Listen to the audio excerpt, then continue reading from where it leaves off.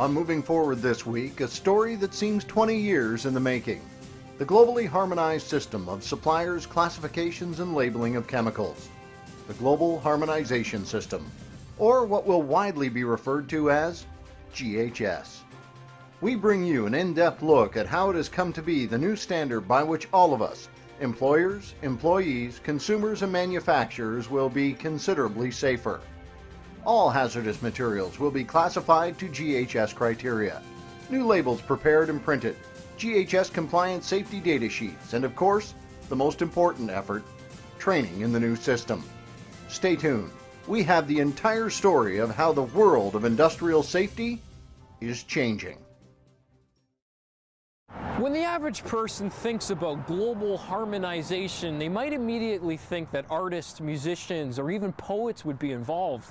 Well, think again. The globally harmonized system, you'd be forgiven for not knowing what it is. For a change that will affect everyone, it isn't exactly a phrase on the lips of every citizen.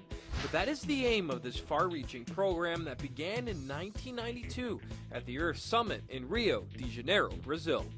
It was there that the world acknowledged they had a problem with identifying and communicating the possible consequences of materials and hazards and how they best be dealt with. It seemed like every country had their own symbols and their own way of reporting about hazards, but what was best and how to make it easy was a conversation that took nearly 20 years. Which brings us here, where the tire meets the road, or in this case, where the signs meet the wall. It's all about uniformity, and in manufacturing plants around the world, this standard is already being used. It's a simple idea, really.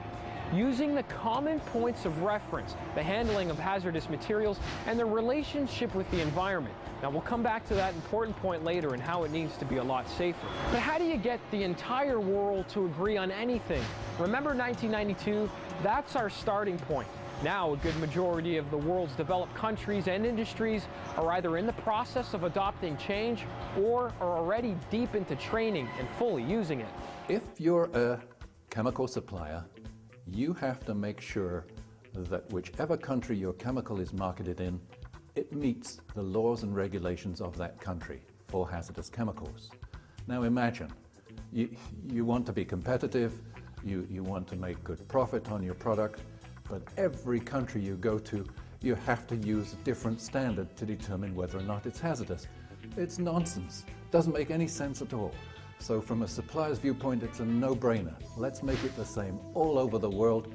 Then I only have to do the classification once, and it's good for wherever I want to market it. Clear and concise, that is the goal of the global harmonization system. However, no change comes without learning. That means training is the key to making the global harmonization system work. The training component of the globally harmonized system is huge. For some people who have some knowledge of the chemical industry, it won't mean complete retraining, but for most people, it will be entirely new training. Not only are we going to have to train people who are in the manufacturing industries of chemicals, and that will include things like pesticides, pharmaceuticals, as well as all the other chemicals we use in commerce. So the manufacturers are going to have to train their staff in the globally harmonized system, but also all their downstream customers are going to have to be trained, so that people that use cleaning solutions, people that use fluids, oils, lubricants, polishes, floor waxes, all of these people are going to have to be trained in the globally harmonized system. It starts with these 9 symbols. In 3 separate categories, it tells a story about what is hazardous, not just to people, but to the environment. Now that's a big change to the way we handle information. And another big change is, it isn't just how we handle it, it's the environmental hazards we face, literally. Water quality, air quality, we know these things are important, but now employees will know exactly what chemicals do what to our environment. Some will be familiar, but familiarizing only makes sense.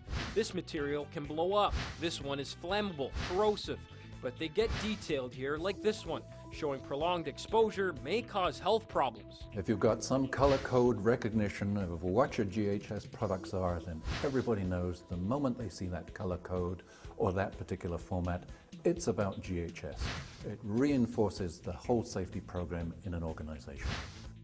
GHS signage is an important tool, but it is just that, a tool. When we supply people with the right tools, they can do great work. That's why training with easy to use, easy to recognize materials makes sense. From suppliers who must classify hazardous materials to GHS standards, label all materials shipped, and provide GHS safety data sheets to employers who need to label containers of hazardous materials used in the workplace, provide safety data sheets, and provide training to employees who ultimately need to participate actively in the training and use the training to work safer. There are definitely some positives here, and the symbols are a big part of it. But the new SDS, or what some workers might know as MSDS, are easy to use because no matter where you are in the world, they're the same. Now, there's 16 points of references whether you're working out of America or Asia. It will take out a major portion of safety training specifically for your plant out of the equation because safety will become standard. Of course, worker safety was the impetus behind the globally harmonized system, but the added benefit is clearly a savings in worker training and many other areas. It's easy to figure out the loss to the economy in really any size business when it comes to lost person hours due to workplace injury, but it is far more ambiguous, the dollars that go out the door due to miscommunication, or worse, legal fees. If you're an employer, you have a legal obligation, a duty of care to make sure that your staff are working safely. Now, if you're dealing with one set of regulations in one country and a different set in another country, it makes your job so much harder to make sure you are covering your duty of care for your staff. It's enormously sensible to have all those hazard communication regulations the same so that you know that when you implement a program to train staff in one country, it's going to work in another country too. INCOM has become a leader in getting information to industry. Their history of getting safety information out spans decades. So when we wanted to negotiate the new world of physical hazards, health hazards, and environmental hazards, we knew that they were the logical starting point. They've got to reclassify or check their current hazard classifications. Okay? Just because, should we say, that your product wasn't considered flammable under the old system doesn't mean that under the new system it will escape as well. Because the new criteria under the GHS are much broader than the criteria that existed previously in almost every country. So the GHS captures more hazardous materials. So you have to start from square one, look at all the hazardous materials and some of the non-hazardous materials as well, which you considered were non-hazardous under the old system, and look at the standards of the GHS and reclassify them. That's a big task. It's labor intensive and it requires very skilled people to do it. The global harmonization system. Who knew that it would be industry leading the world to common ground?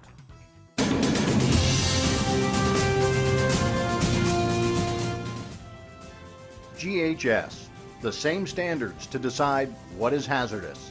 The same symbols be it chemical supplier labels, consumer labels, or transportation of dangerous goods. Standard formats and wording for labels and safety data sheets.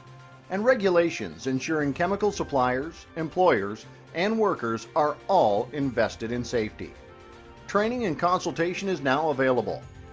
For a complete guide and training information, contact ghssafety.com or 1-800-263-6238 or 905-648-0774. This has been another episode of Moving Forward. Moving Forward would like to thank INCOM Manufacturing Group, ghssafety.com, and Dr. David Halton.